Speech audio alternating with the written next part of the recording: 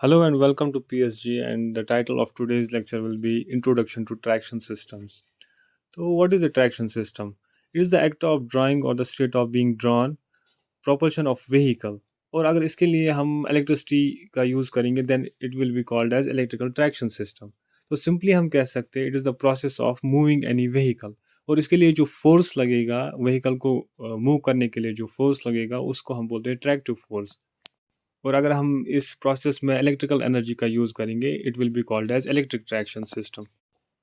Then in general अगर हम traction system की बात करेंगे इसको दो कैटेगरीज में डिवाइड किया जाता है, non electric traction system and electric traction system. Non electric traction में हमारे पास होता है direct steam engine drives and internal combustion engine drives. तो डायरेक्ट स्टीम इंजन ड्राइव्स का operation it is similar to that of a thermal power plant. जैसे कि thermal power plant में कोल का यूज़ किया जाता है, कोल को जलाया जाता है कंबशन चैम्बर में ताकि हीट प्रोड्यूस हो सके और उसी हीट से जो बॉयलर में पानी होता है उसको बहुत ज़्यादा गर्म किया जाता है ताकि हाई प्रेशर स्टीम बने और उसी स्टीम से फिर टरबाइन को चलाते हैं और टरबाइन को चलाने से हमारे पास इलेक्ट्रिसिटी प्रोड्यूस हो जाती है.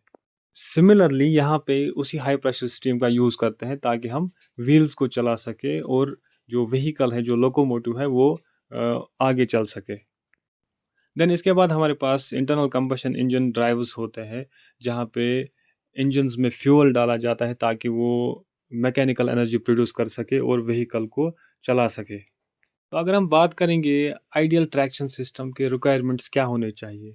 सबसे पहले it should have easy speed control और इसमें हाई स्टार्टिंग टॉर्क होना चाहिए, एफिशिएंट ब्रेकिंग होनी चाहिए, low maintenance and startup cost होना चाहिए and also it should be free from pollution और स्टार्टिंग टाइम इसका लेस होना चाहिए. अगर हम डायरेक्ट स्टीम इंजन ड्राइव की बात करेंगे तो यहाँ पे हमें पहले वाटर को गर्म करना पड़ेगा, बहुत ज़्यादा गर्म करना पड़ेगा और उसमें घंटों लग सकते हैं. और कंपैरेटिवली अगर हम देखेंगे इलेक्ट्रिक लोकोमोटिव, इलेक्ट्रिक व्हीकल को अगर हम देखेंगे that is ready to move. So the starting time should be less. The other type of traction system is electrical traction system and it uses electricity at some stage or other. Electrical traction system में अगर vehicle को चलाने के लिए किसी भी stage पर electricity का यूज़ किया जाएगा then it is called as electric traction system. तो इसको हमने डिवाइड किया है दो ग्रुप्स में. Group one requires power from distribution network.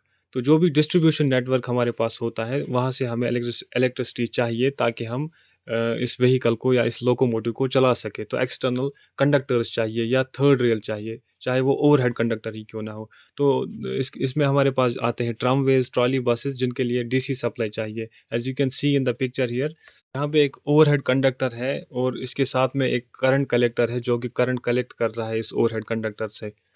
Similarly electric railways में भी हमें एक ओवरहेड कंडक्टर चाहिए जो कि एसी होता है, 25 KV single phase supply system.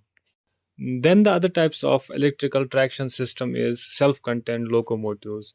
इसमें हमारे पास होते हैं डीजल इलेक्ट्रिक ट्रेन्स और diesel electric ships, petrol electric drives, battery driven road vehicles. तो अगर हम डीजल इलेक्ट्रिक देखेंगे यहाँ पे एक डीजल इंजन का यूज़ किया जाता है टू प्रोड्यूस इलेक्ट्रिसिटी और फिर उसी इलेक्ट्रिसिटी से मोटर्स को चलाया जाता है and these Motors will propel the vehicle forward. Petrol drives का भी सिमिलर ऑपरेशन होता है डीजल इलेक्ट्रिक व्हीकल्स की तरह. देन हमारे पास बैटरी ड्रिवन रोड व्हीकल्स होते हैं, चाहे वो बैटरी इलेक्ट्रिक व्हीकल हो या हाइब्रिड इलेक्ट्रिक व्हीकल हो. That is the best example.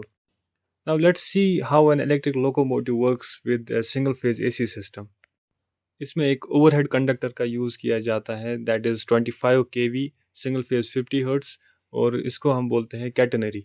And यहाँ पे एक करंट कलेक्टर होता है जिसको बोलते हैं पेंटोग्राफ. रेल्स यूज़ किए जाते हैं, it will act as a neutral और रिटर्न पाथ. जो कैटेनरी है इसको फीड किया जाता है at frequent intervals with the help of feeding posts. और जो feeding posts होते हैं that are supplied by substations placed at 35 to 60 kilometers apart along the route.